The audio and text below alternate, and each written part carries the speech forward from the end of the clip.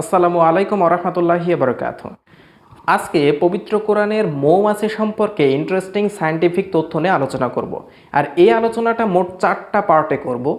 প্রথম পার্টে এবং দ্বিতীয় এবং তৃতীয় পার্টে থাকবে মৌমাছি সম্পর্কিত যে বৈজ্ঞানিক তথ্য 1973 সালে আবিষ্কারকৃত হয়েছে সেটা পবিত্র কোরআনে কী বলা আছে সে সম্পর্কে। আর চতুর্থ পার্টে আলোচনা করব এই সূরা নাহাল অর্থাৎ মৌমাছি নামে যে সূরা আছে এই সূরা নাহালের যে ম্যাথমেটিক্যাল ফ্যাক্টর আছে সেটা সম্পর্কে। সম্পূর্ণ ভিডিওটি দেখবেন, খুবই ইন্টারেস্টিং তথ্য পেতে চলেছেন আজকের এই এপিসোডে। চলুন চলে যাই প্রথম ফ্যাক্টরে। প্রথম ফ্যাক্টরটা হচ্ছে 1973 সালে একজন অস্ট্রিয়ান বিজ্ঞানী, চিকিৎসা বিজ্ঞানে নোবেল প্রাইজ পান। তার নাম হচ্ছে কার্ল ভন ফ্রিচ। তিনি মৌমাছির উপর দীর্ঘদিন ধরে গবেষণা করেন এবং কিছু ফলাফল তার একটি বইয়ে প্রকাশ করেন। বইটির নাম হচ্ছে দ্য ডান্সিং বিজ। তার এই দ্য ডান্সিং বিজ বইয়ে উল্লেখ করেন যে মৌমাছি হচ্ছে 3 প্রকারের হয়। প্রথম প্রকার হচ্ছে পুরুষ মৌমাছি, যেটা হচ্ছে সবথেকে অলস মৌমাছি। এই পুরুষ মৌমাছির কাজ হচ্ছে শুধুমাত্র প্রজননে সাহায্য করা আর মৌচাকটা পাহারা দেওয়া। এর বাইরে পুরুষ মৌমাছির আর কোনো কাজ নেই। লক্ষ্য করলে দেখবেন তাদের চোখগুলো অনেক বড় বড় হয় অন্য মৌমাছির থেকে, কারণ তাদের কাজ হচ্ছে মৌচাক পাহারা দেওয়া। দ্বিতীয় প্রকারের মৌমাছি হচ্ছে রানী মৌমাছি। এটা হচ্ছে স্ত্রী মৌমাছি এবং এর কাজ হচ্ছে শুধু বংশ বিস্তার করা, শুধু বাচ্চা উৎপাদন করা, এর বাইরে আর কোনো কাজ নেই। তৃতীয় প্রকারের মৌমাছি হচ্ছে এরাও স্ত্রী মৌমাছি, তবে এরা বাচ্চা জন্ম দিতে অক্ষম, এরা বাচ্চা জন্ম দিতে পারে না, এরা হচ্ছে জন্মগত বন্ধা, এদের বাচ্চা জন্ম দিতে পারে না। আর মৌচাকের যাবতীয় কাজগুলো এই প্রকারের মৌমাছি করে থাকে, তাই এদেরকে বলা হয় ওয়ার্কার বিজ বা কর্মী মৌমাছি। মৌচাক তৈরি থেকে শুরু করে দূর দূরান্ত থেকে মধু বয়ে আনার কাজ করে এই ওয়ার্কার বিজ। আর এরা হচ্ছে স্ত্রী মৌমাছি, মনে রাখবেন স্ত্রী মৌমাছি। 1973 সালে কার্ল ভন ফ্রিচের গবেষণার আগে কখনো মানুষ এই তথ্যগুলো জানতো না। মানুষ ভাবতো যে পুরুষ মৌমাছিগুলো বাইরে যে মধু আহরণ করে নিয়ে আসে। বাট 1973 সালে এই সমস্ত বিষয়গুলো উদ্ঘাটন করার ফলে তাকে নোবেল প্রাইজে ভূষিত করা হয়। এবার আসুন দেখি পবিত্র কোরআন আমাদেরকে কি বলছে। বাইরে যে মৌমাছিগুলো যায় এই মৌমাছিগুলো আসলে কি পুরুষ নাকি মহিলা। দেখেন, পবিত্র কোরআনে সূরা নাহালের 68 নম্বর আয়াতে বলা হয়েছে, দাঁড়ান এই বিষয়টা এক্সপ্লেন করার আগে আমরা একটু গ্রামেটিক্যাল বিষয়টা জেনে নিই। আমরা ইংরেজি বা বাংলাতে পুরুষ লিঙ্গ এবং স্ত্রীলিঙ্গের জন্য যে ভার্ব ব্যবহার করি সেটা একই ভার্ব হয়ে থাকে। যেমন হি ডাজ দ্য ওয়ার্ক এবং শি ডাজ দ্য ওয়ার্ক।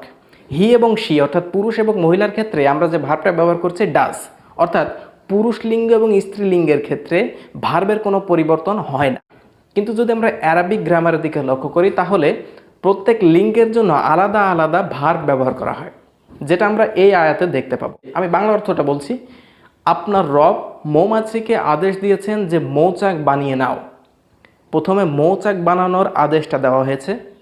পাহাড়ে, বৃক্ষে এবং মানুষের গৃহ নির্মাণ করে তাতে। আপনার রব অর্থাৎ আল্লাহ সুবহানাহু ওয়া তাআলা মৌমাছিকে আদেশ করেছেন মৌচাক নির্মাণ করতে। এখন কথা হচ্ছে এই মৌচাক নির্মাণ করতে যে আদেশটা দেওয়া হয়েছে এই আদেশটা কোন প্রকারের মৌমাছিকে দেওয়া হয়েছে। দেখুন, আপনি যদি আরবি ভাষা জানেন বা আরবি ব্যাকরণ বুঝেন তাহলে অবশ্যই আপনার জানার কথা পুরুষ মৌমাছির জন্য আরবিতে যে শব্দ ব্যবহার করা হয় সেটা হচ্ছে ইত্তাখিজ। পুরুষ মৌমাছির জন্য ইত্তাখিজ, আর স্ত্রী মৌমাছির জন্য ব্যবহার করা হয় ইত্তাখিজি। ইত্তাখিজ আর ইত্তাখিজি। স্ত্রী মৌমাছির জন্য ইত্তাখিজি শব্দটি ব্যবহার করা হয়। এটা হচ্ছে আলাদা আলাদা শব্দ। উপরের এই আয়াতে যদি দেখেন, আপনারা স্ক্রিনে দেখতে পাচ্ছেন, এখানে যে শব্দটি ব্যবহার করা হয়েছে সেটা হচ্ছে ইত্তাখিজি। আল্লাহ সুবহানাহু ওয়া তাআলা এখানে ইত্তাখিজ শব্দটি ব্যবহার করেনি, বরঞ্চ ইত্তাখিজি শব্দটি ব্যবহার করেছেন। আর আমরা জানি ইত্তাখিজি শব্দটি স্ত্রী মৌমাছির ক্ষেত্রে ব্যবহার করা হয়। তার মানে নিঃসন্দেহে আমরা বুঝতে পারছি যে আল্লাহ সুবহানাহু ওয়া তাআলা মৌচাক নির্মাণের জন্য যে আদেশটা দিয়েছেন সেটা স্ত্রী মৌমাছিকে দিয়েছেন। আর কার্ল ভন ফ্রিচ তার গবেষণায় এটাই বলেছেন যে মৌচাক নির্মাণ করে স্ত্রী মৌমাছি বা ওয়ার্কার বিজ, আমরা যেটা আগে জেনেছি। যদি এখানে ইত্তাখিজ শব্দটি ব্যবহার করা হতো তাহলে এখানে পুরুষ মৌমাছিদেরকে নির্দেশ করা হতো, যেটা হতো একটা সায়েন্টিফিক ভুল, পবিত্র কোরআনে একটা সায়েন্টিফিক ভুল। কিন্তু তা কিন্তু হয়নি, কারণ আল্লাহ পবিত্র কোরআনে বলছেন সূরা আল বাকারা অধ্যায় 2 আয়াত নাম্বার 2, যালিকাল কিতাবুল লা রাইবা ফীহি, অর্থাৎ এটা হচ্ছে সেই কিতাব যাহাতে কোনো প্রকার সন্দেহ নেই, কোনো ভুলভ্রান্তি নেই। তাই এখানেও কোনো ভুলভ্রান্তি নেই। আল্লাহ সুবহানাহু ওয়া তাআলা যে নির্দেশটা দিয়েছেন মৌচাক তৈরি করার জন্য সেটা স্ত্রী মৌমাছিকে দেওয়া হয়েছে। চিন্তা করো, যেটা আমরা জানতে পেরেছি 1973 সালে সেটা পবিত্র কোরআনে সুস্পষ্টভাবেই জানিয়ে দেওয়া হয়েছে 1450 বছর আগেই। এবার চলে যাচ্ছি ফ্যাক্টর নাম্বার 2-তে। ফ্যাক্টর 2টা খুবই মজার একটা বিষয়। লক্ষ্য করুন যে কার্ল ভন ফ্রিজ প্রমাণ করেছেন যে একটি কর্মী মৌমাছি যখন কোনো ফুলের সন্ধান পায় বা কোনো বাগানের সন্ধান পায় যেখানে ফুল রয়েছে, এই মৌমাছিটা একটা সুনির্দিষ্ট পথে গমন করে এবং সেই পথ সম্পর্কে বাকি মৌমাছিদেরকে অবগত করে দেয়। অর্থাৎ ওই মৌমাছিটা প্রথমবার যে পথে গিয়েছিল বাকি মৌমাছিদেরকেও অবগত করে ঠিক ওই সেম একই পথ, বাকি কোনো পথ ব্যবহার করে না।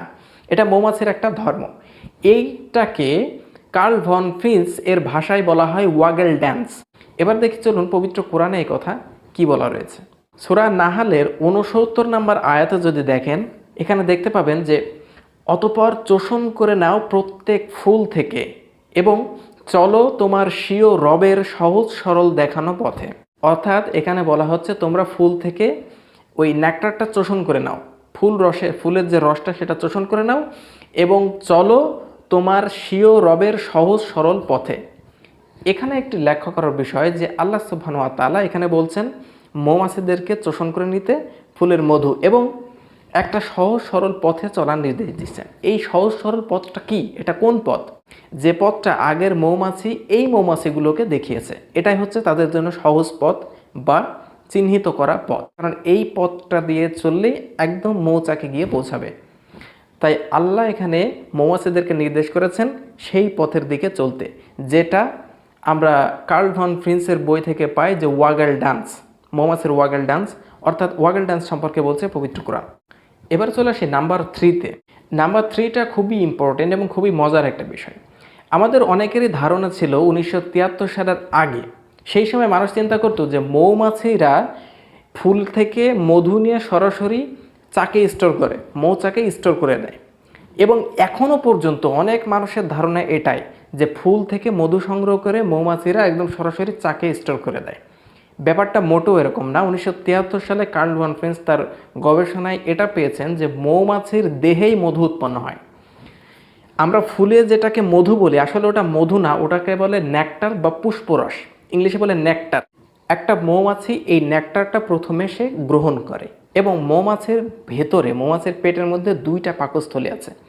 একটা পাকস্থলী হচ্ছে তার পরিপাকতন্ত্রের পাকস্থলী, যেটাকে সিম্পলি স্টোম্যাক বলা হয়, আর আরেকটা পাকস্থলী আছে যেটাকে বলা হয় হানি স্টোম্যাক। এই হানি স্টোম্যাকের মধ্যে এই মধুটাকে স্টোর করে মৌমাছি।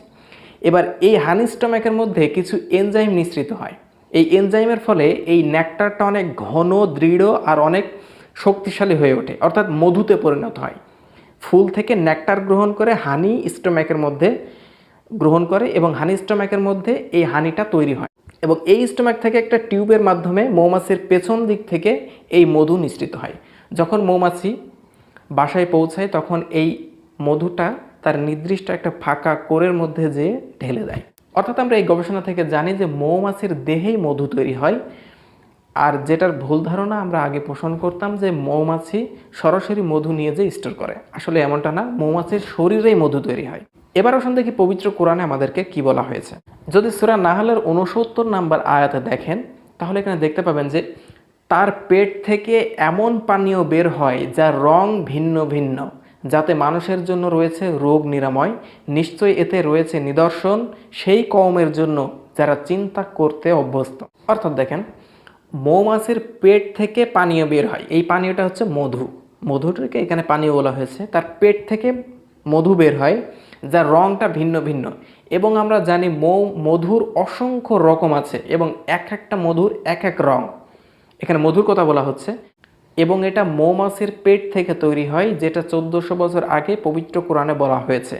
কিন্তু মানুষের মাঝে ভুল ধারণা ছিল যে মৌমাছি সরাসরি স্টোর করে, আসলে এটা মধু না, ওইটা হচ্ছে নেকটার। নেকটারটা সে হানি স্টোম্যাকে জমা করে এবং হানি স্টোম্যাক থেকে মধু তৈরি হয়, তারপরে সে এটা চাকে স্টোর করে। পবিত্র কোরআন একদম সেম একই রকম কথা বলছে যে তার পেট থেকে এই পানীয়টা বের হয়। এবার আসুন চতুর্থ মিরাকেলটা দেখি। আমরা জানি মৌমাছির ক্রোমোজোম সংখ্যা হচ্ছে 16, আর পবিত্র কোরআনের ঠিক 16 নম্বর স্থানে রয়েছে এই সূরা নাহাল। সূরা নাহাল শব্দের অর্থ হচ্ছে মৌমাছি, আর এটা পবিত্র কোরআনের ঠিক 16 নম্বর অবস্থানে রয়েছে, আর মৌমাছির ক্রোমোজোম সংখ্যাও ঠিক 16। এবার দেখেন এই সূরা নাহালের 68 এবং 69 নাম্বার আয়াতে মৌমাছির কথা বলা হয়েছে। আমরা যদি সূরা নাহলের প্রথম থেকে অর্থাৎ প্রথম আয়াত থেকে 68 নম্বর আয়াত পর্যন্ত যাই, যে আয়াতে সর্বপ্রথম মৌমাছি শব্দটি রয়েছে সেই পর্যন্ত যদি অক্ষর হিসাব করি, সূরা নাহলের প্রথম থেকে এই 68 নম্বর সূরার যেখানে মৌমাছি কথাটা বলা হয়েছে এই পর্যন্ত যদি অক্ষর হিসাব করি, তাহলে মোট 884টা অক্ষর পায়। 884। এবার দেখেন এই মৌমাছি শব্দটা এসেছে 68 নম্বর আয়াতে, আর এই আয়াতে মোট 13টি শব্দ রয়েছে, মোট 13টি শব্দ। এখন এই শব্দ সংখ্যার সাথে যদি 68 নম্বর আয়াতটা গুণ করেন, অর্থাৎ 68 নম্বর সূরায় বলা হয়েছে আর 13টি শব্দ রয়েছে এই আয়াতে, অর্থাৎ 13 গুণ 68 সমান 884। সূরা নাহলের প্রথম থেকে এই আয়াত পর্যন্ত 884টি অক্ষর রয়েছে, আর আমরা এই 68 গুণ 13 যদি করি তাহলে পেয়ে যাই সেই 884। এটাকে আপনি কি বলবেন? কাকতালীয়? এটা কাকতালীয়ভাবে মিলে গেছে, তাই তো? কখনোই না। এত সুন্দরভাবে পবিত্র কোরআনে এত তথ্য ইনক্লুড করে এটা কাকতালীয়ভাবে মিলে যায় না। এটা এত সুন্দরভাবে সেই বলতে পারে যে এর স্রষ্টা। ইনশাআল্লাহ এরকমই পবিত্র কোরআনের অলৌকিকতা নিয়ে পরের কোনো এপিসোডে দেখা হবে ইনশাআল্লাহ। ততক্ষণ আল্লাহ সবাইকে শান্তিতে রাখুক। যদি বিগত কোনো ভিডিও মিস করে থাকেন তাহলে এইখানে যে প্লেলিস্ট আসছে এখানে ক্লিক করুন আর সবগুলো ভিডিও দেখে নিন। আসসালামু আলাইকুম ওয়া রাহমাতুল্লাহি ওয়া বারাকাতুহু।